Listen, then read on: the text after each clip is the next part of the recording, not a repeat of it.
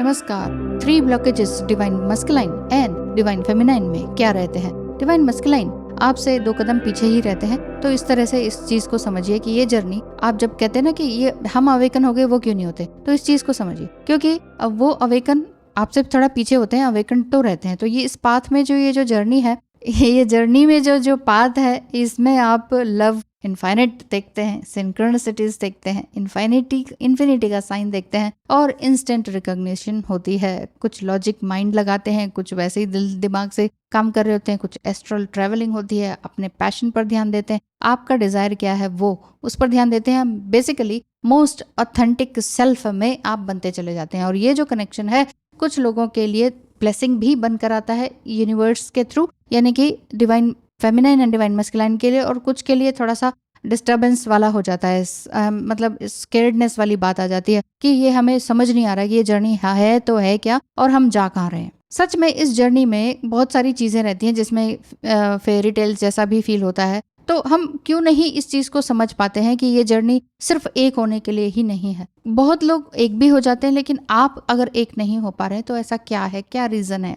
पहला रीजन तो यही है क्योंकि आप एक को डिपेंडेंसी में है, और उस को डिपेंडेंसी से ही बाहर निकलना होता है। आप चाहे आप अपने ट्विन फ्लेम के साथ हैं, या फिर अपने पेरेंट्स के साथ, या किसी और चीज के साथ, है ना। तो इसमें आपको ये लगता है कि मैं समझ चुकी हूँ, मैं अवेकन हो चुकी हूँ या चुका हूँ, डीएफ एनर्जी है, तो मैं क्यों नहीं उनको समझा देता या समझा देती। मतलब आपने उनको उनका गुरु बनना है तो ये बनने की जरूरत नहीं होती है। मेन चीज यही है इस लाइफ टाइम में कि आप इस चीज को एक्चुअली एक्सेप्ट नहीं कर पा रहे होते हैं। इस वजह से ये जो जर्नी है आपको एक नहीं होने देती है। जी हाँ, यदि आपको भी लगता है कि आपकी भी the dark night of the soul चल रही है, या समझ में नहीं आ रहा है कि ये जर्नी कहाँ जा रही है, बहुत सारी मुसीबतों से आप घिरे हुए हैं, हो सकता है कि मैरिड हैं, अनमैरिड हैं, या अनमैरिड भी हैं तो भी इधर से शादी का प्रेशर, उधर से वो, तो क्या चीज है ये जर्नी, इसको किस तरह से समझा जाए, इसको जानने के लिए स्क्रीन पे दिखाए नंबर पर मैसेज करें और पता करें फी स्ट्रक्चर। दूसरा रीजन आपको मालूम ही है, जिसे कहेंगे फियर। यस, डर, हर तरह का डर। लविंग एनर्जी तो होती है,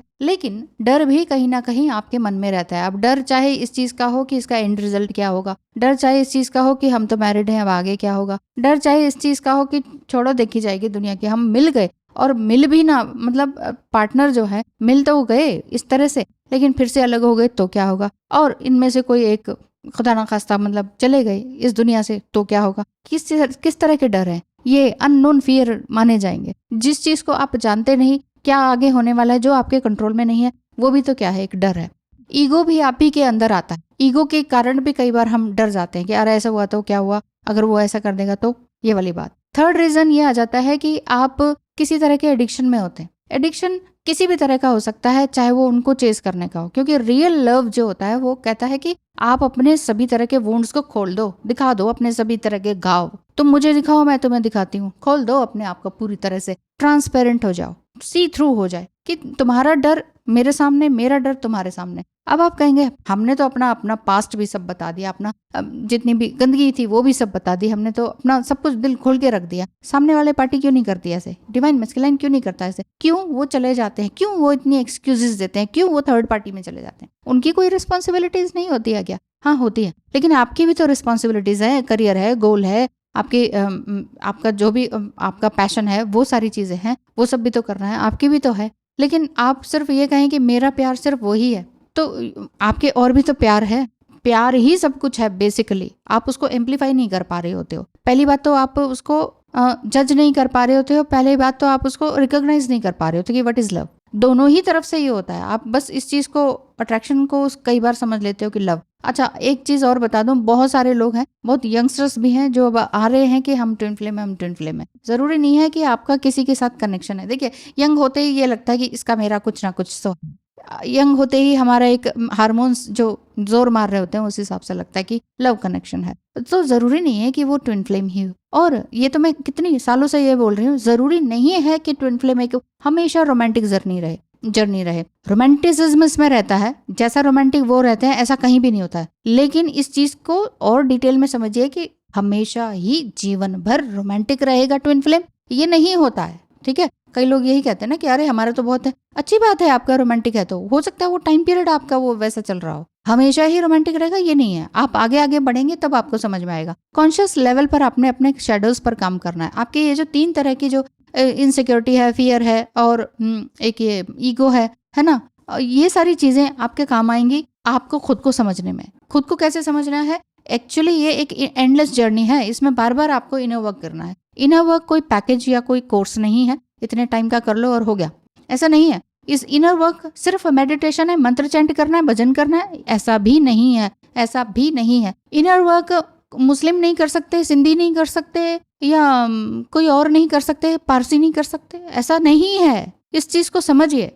प्रेम हर कोई व्यक्ति कर सकता है, चाहे वो बिल्कुल ही लोअर कास्ट का हो, हाई कास्ट का हो, अदर कास्ट का हो, हिंदू है, मुस्लिम है, कुछ भी हो, कुछ भी हो, कुछ भी कर सकते हैं। इनर वर्क का मतलब है अपने अंदर की कमियों को जगा देना, समझ लेना, हाई वाइब्रेशन में आना। एवरीडे हाई वाइब्रेशन में आने के लिए आपको मेहनत करनी पड़ेगी। अब चाहे वो अपने नेटिव लैंग्वेज में आप मेडिटेशन करें, अपनी नेटिव लैंग्वेज में अफर्मेशन करें, अपनी नेटिव लैंग्वेज में राइटिंग करें अफर्मेशन वाला, जो भी कुछ हो वो आपने अपने हिसाब से करना है अपनी सोल की ग्रोथ के लिए। Soul is your window, eye is your window. तो क्या है लव, क्या है डिवाइन मैस्कुलाइन, क्या है सन, और आप डिवाइन फेमिनिन क्या है चंद्र। तो चंद्र और मून का मिलन वैसे देखा जाए प्लैनेटरी कहाँ होता है, लेकिन फिर भी जब वो अलाइंड होते हैं, एक सीध में आते हैं, कोई एक टाइम पीरियड तो आता ही है ना जब हम कहते हैं कि ये सीधी रेखा में है, एस्ट्रोलॉजिकली भी बोलते हैं, तो वो उस समय में मिलन होता है। यानी कि जब अमावस्या फुल मून होता है उसमें भी वो एक मिलन ही होता है जिसमें कि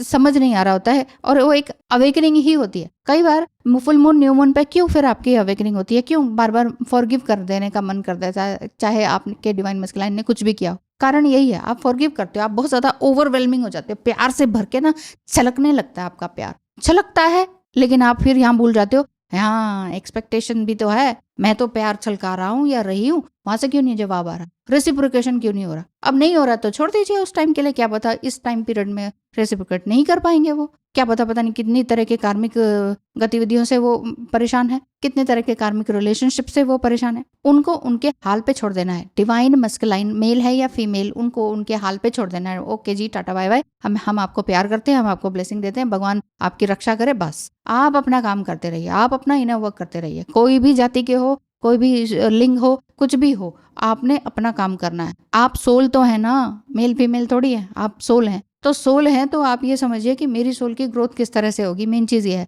डिवाइन मैस्कुलाइन कब होंगे कब नहीं होंगे अवेकन, कब आपकी तरफ आएंगे, कब रेसिप्रोकेट करेंगे, ये आपको सोचने की जरूरत नहीं है। कब, व्हेन एंड हाउ, कब और कैसे, ये मैं तो नहीं बता सकती, मैं तो साधारण इंसान हूँ, है ना। तो ये सब कुछ डिवाइन पे छोड़ दीजिए। जो चीज हमारे कंट्रोल में नहीं है उसको हम अगर अपने कंट्रोल में करना चाहते हैं, जिसे कहते हैं वश में करना, वो वश में नहीं हो पाता हमारे, जिसको लैंग्वेज में ऐसे लोकली ऐसे बोल देते हैं, मेरे बस का नहीं है। बस का मतलब मेरे वश में नहीं है, आई कांट डू दिस, मेरा ये कंट्रोल नहीं है इसमें, है ना।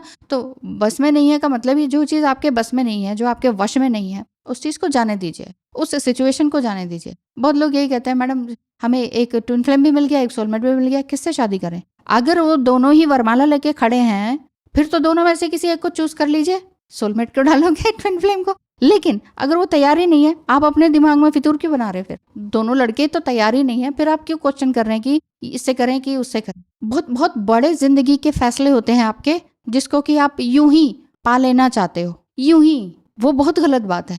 और इमोशंस में आके जब भी अपना डिसीजन ले लेते हो लाइफ का, फिर ब्लेम डालते हो जिससे शादी की है उस पे, माँ बाप पे, जिसने बताया उस पे, जो वीडियो देख लिया उस पे।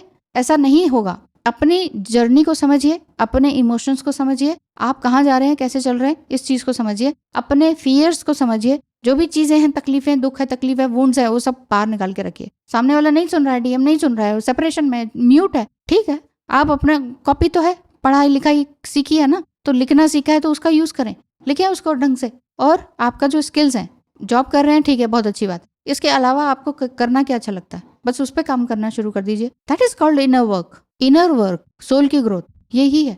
आई होप मैंने अच्छे से समझा दिया। आज के लिए इतना ही। थैंक यू सो मच, धन्यवाद।